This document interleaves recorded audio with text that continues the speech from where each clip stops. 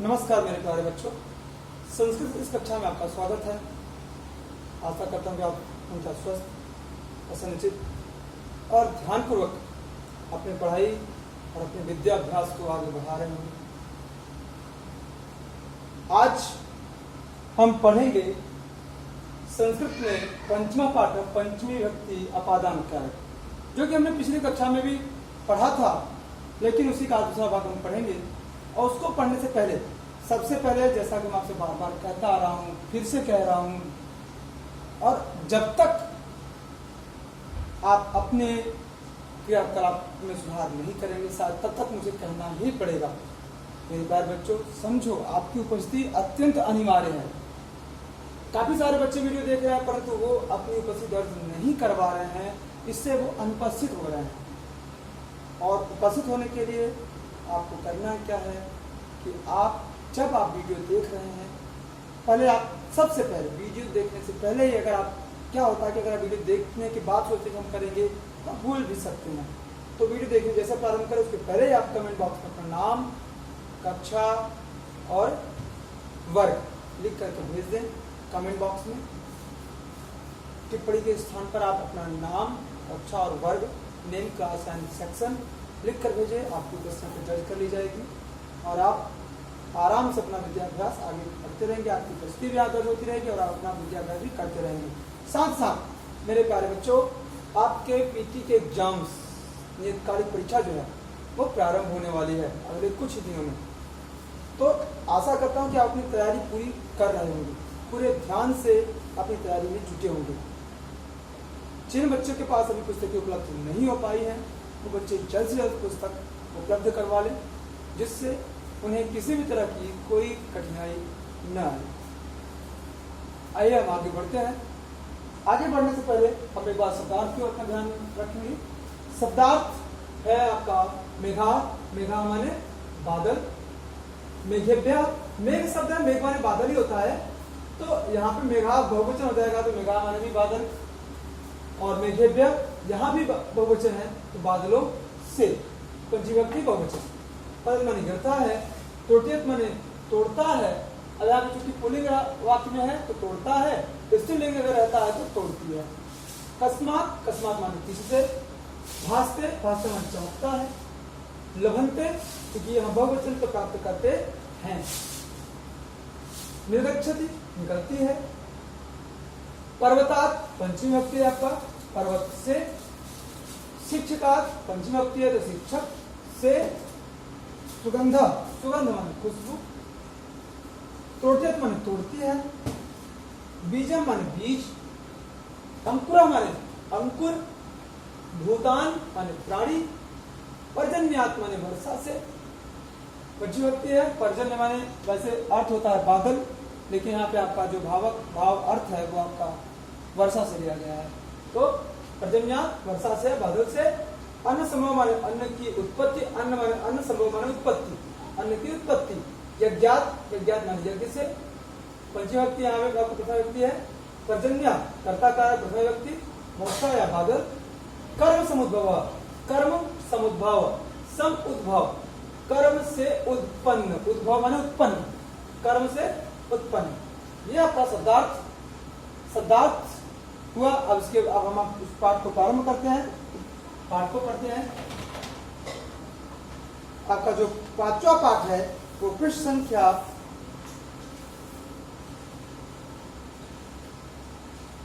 31 हमने यहाँ पे कुछ पढ़ा था। तो चलिए आपको मैं इस पाठ को फिर से प्रारंभ कर देता हूँ, फिर से शुरू से आगे ताकि आपको समझ आ जाए अच्छे से। ऐसा नदी अस्ति, यह नदी है। नदी कस्मात निर्गच्छति, नदी कहाँ से निकलती है। नदी पर्वतात निर्गच्छति, नदी पर्वत से निकलती है। एतौ वृक्षौ स्तः, एतौ बहुवचन, यह वृक्षौ, वृक्ष, स्तः माने है द्विवचन, अस्ति स्तः सन्ति। एतौ वृक्षौ स्तः, ये दो वृक्ष हैं। वृक्षाभ्याम कानि पतन्ति, वृक्ष, वृक्षों से। वृक्षाभ्याम, वृक्षों से, काके की खस, सॉरी वृक्षों से पंचमी विभक्ति अपादान कारण वृक्षों से कान माने क्या, पत्राणि माने पतंत माने गिरते हैं, क्या गिरते हैं, वृक्षाभ्याम पत्राणि पतंती, वृक्षों से पत्ते गिरते हैं। एते मेघा सन्ति, ये बादल हैं। मेघेभ्यः जलम बरसति, बादलों से जल बरसता है, बादलों से पानी बरसता है। बालिकाम किम करोति, बालिका क्या करती है, बालिका फलम तोड़ती, बालिका फल तोड़ती है। सा कस्मात् फलम तोड़ती, वह किससे फल तोड़ती है। सा कस्मात् फलम तोड़ती, सा माने वह, कस्मात् माने किससे, फलम माने फल को, तोड़े में तोड़ती है, वह किससे फल को तोड़ती है। सा पादपात फलम तोड़ती, वह पादपात माने होता है पौधों से, फलम माने फल को, तोड़े माने तोड़ती है, वह पौधों से फल को तोड़ती है। सूर्य भासते, सूर्य माने सूर्य भासते माने चमकता है। यहाँ है ना आपके, देखिए भासता, ये भासते भासते माने चमकता है। सूर्य भासते, सूर्य चमकता है। ग्रह अभिभासन्ते, ग्रह, ग्रह बहुवचन, ग्रह भी, अपि माने भी, भासन्ते माने चमकते हैं, ग्रह भी चमकते हैं। ग्रह कस्मात् प्रकाशम लभन्ते, ग्रह किससे, प्रकाशम माने प्रकाश को, लभन्ते माने प्राप्त करते हैं। ग्रह सूर्यात् प्रकाशम लभन्ते, ग्रह ग्रह प्रकाश, सूर्यात् सूर्य से, प्रकाशम प्रकाश को, लभन्ते माने प्राप्त करते हैं। ग्रह सूर्य से प्रकाश को प्राप्त करते हैं। आगे है छात्राः पतन्ति, छात्राः पतन्ति, छात्र गिरते, सॉरी छात्राः पठन्ति, छात्र पढ़ते हैं। छात्राः कस्मात् पठन्ति, छात्र किससे पढ़ते हैं। छात्राः शिक्षकात् पठन्ति, छात्र शिक्षक से पढ़ते हैं। अहम छात्र अस्मि, मैं छात्र, अस्मि माने हूँ, अस्मि माने हूँ। यहाँ पे आप लिखना चाहते लिख सकते हैं।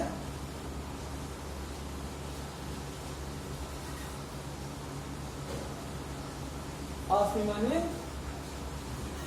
हूँ। अहम छात्रम अस्मि, मैं छात्र हूँ। वयम छात्रास्म, हम छात्र हैं। वयम छात्राः स्म, वयम माने हम सब, छात्राः माने छात्र, स्म माने हैं, हम सब छात्र हैं। अहम विद्यालयात् आगच्छामि, अहम माने मैं, विद्यालय विद्यालय से, आगच्छामि माने आता हूँ। गच्छामि माने जाता हूँ, आगच्छामि माने आता हूँ। यहाँ पे आप इसको भी लिख लें।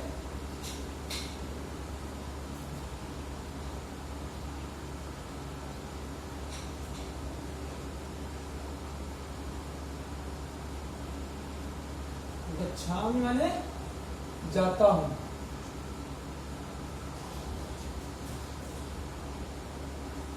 और आगच्छामि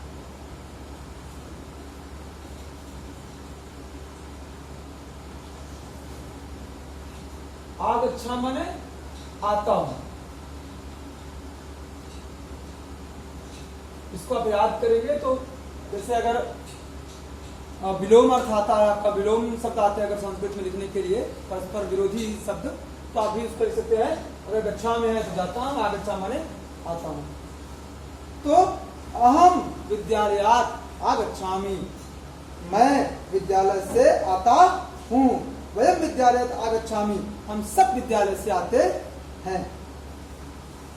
आगच्छामः, वयम विद्यालयात् आगच्छामः, हम सब विद्यालय से आते हैं। वयम गृहं गच्छामः, हम सब घर जाते हैं, हम सब घर जाते हैं। पुष्पाणि सन्ति, फूल हैं। सुगंधा केभ्यः आगच्छन्ति, आगच्छति, सुगंध किससे आती है। सुगंधा पुष्पेभ्यः आगच्छति, सुगंध फूल से आती है। एतत् गृहम् अस्ति, यह घर है। गृहात् बहिः कूपः अस्ति, घर के बाहर कुआं है। गृहात् घर के, घर से, बहिः माने बाहर, कूपा माने कुआं, अस्ति माने है, घर से बाहर कुआं है। बीजम अस्ति, बीज है। अंकुरः अस्ति, अंकुर है, बीज है, अंकुर है। अंकुरः कस्मात् प्रभवति, अंकुर किससे निकलता है?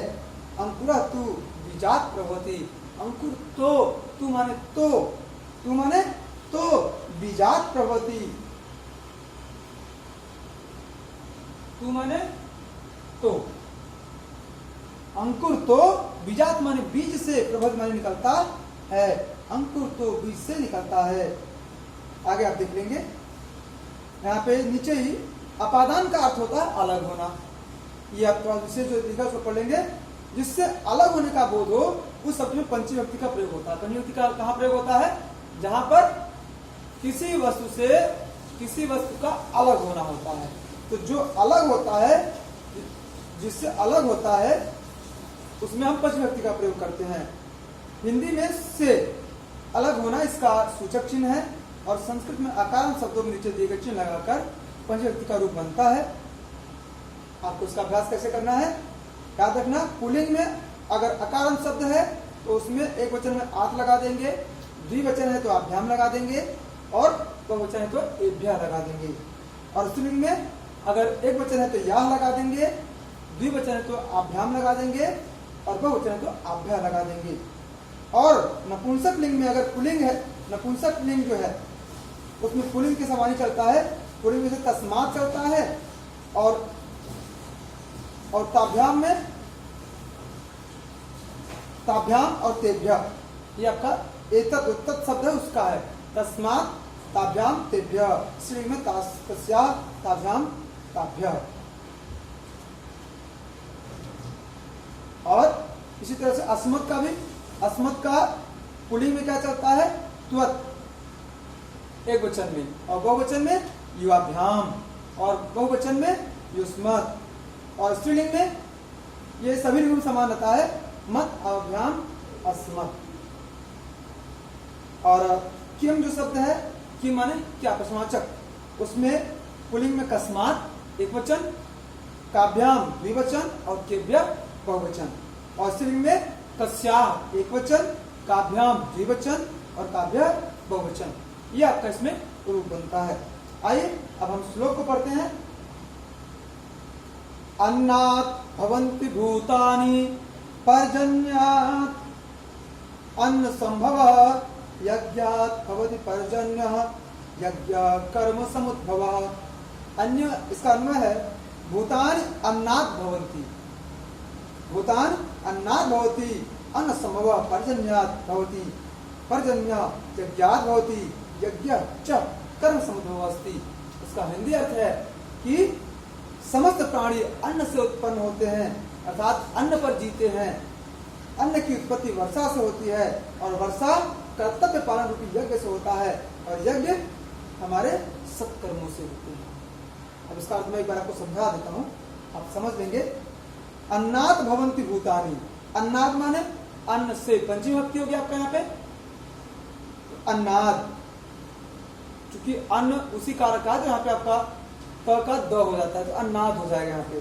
तो पंचमी विभक्ति एक वचन, अन्न से भवति माने होते हैं, भूतानि, भूतानि माने प्राणी, अन्न से प्राणी होते हैं, अन्न से प्राणी उत्पन्न होते हैं, जीवित रहते हैं। पर्जन्यात् अन्न संभवः, और पर्जन्यात्, पर्जन्यात् माने बादलों से, अन्न माने अन्न, संभव माने उत्पन्न, संभव हो सकता है, अन्न उत्पन्न होता है, यानी बादलों से अन्न उत्पन्न होता है। यज्ञात् भवति पर्जन्यः, यज्ञात् भवति पर्जन्यः, यज्ञ, यज्ञात् यज्ञ से होता है क्या? पर्जन्यः वर्षा या बादल। जो वर्षा होते हैं वो किससे होते हैं? यज्ञ से होता है, अर्थात जो यज्ञ करते हैं उनसे तमाम तरह की जो आपके अच्छे, उनसे हम प्रसन्न करते हैं भगवान इंद्र को, ऐसा हमारा शास्त्र कहता है, हमारा वेद कहता है कि उससे वर्षा होती है। और यज्ञ कर्म समुद्भव, यज्ञात् माने यज्ञ का तात्पर्य हमें अपने कार्य से लेंगे, कर्म से लेंगे। तो यज्ञ से वर्षा कर्तव्य रूपी जो हमारा जो कर्तव्य रूपी जो यज्ञ है उससे वर्षा होता है। और कर्म, यज्ञ कर्म समद्भव, और यज्ञ किससे होता है? हमारे अच्छे कार्यों से। हमारा जो कार्य, जो हमारा अच्छा कार्य है उससे यज्ञ होता है। अर्थात सबसे बड़ा है हमारा अच्छा कार्य, हमारे अच्छे कार्य से उत्पन्न होता है यज्ञ। अच्छा कार्य हमारा कर्म, और उस कर्म से हमारा होता है वर्षा, और उस वर्षा से क्या उत्पन्न होता है? अन्न, और उस अन्न से हम जीवित होते हैं। अर्थात ये एक साइकिल बन गई, ये चक्र बन गया, इसी के माध्यम से हम अपना जीवन यापन करते हैं। तो सबसे महत्वपूर्ण क्या है? हमारे अच्छे कार्य। हम अच्छे कार्य करेंगे तभी हमें सब कुछ प्राप्त होगा, हमारा अभिष्ट प्राप्त होगा। मेरे प्यारे बच्चों, ये था आपका यह पाठ है, इसका अर्थ। अब आप शब्दार्थ यहाँ पे आपका लिख दिया, इसको आप लिख करके याद करेंगे। बाकी इसका अभ्यास कार्य और प्रश्नोत्तर हम अगले वीडियो में बात करेंगे। इसके लिए तब तक के लिए नमस्कार, धन्यवाद।